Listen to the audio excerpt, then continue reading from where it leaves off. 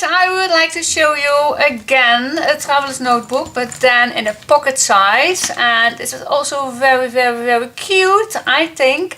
And it's made from Prima marketing, Zella Teal, and I made a charm on the back of the spine and I really like it. And I put a nice mint color pen in, and here is the pocket and with lots of stuff in.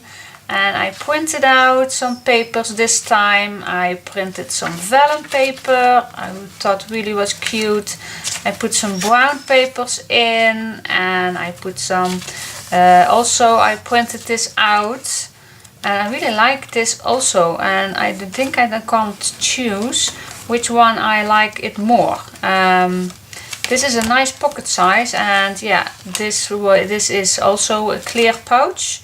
With loads of washi tape, 2 pockets here, 2 pockets here, and a zipper pocket. And I put some stickers from the Prima marketing in, and I made some paper clips, and I made a pen holder, and I really like it. And this is the same one as the first one, but I really like it. And I put some black in because sometimes I would like to write with some white gel pen then, and also or metallic marker. So yeah, I really like this one too, and I can't choose which one I like it most, but I really like it, and I hope you like it too.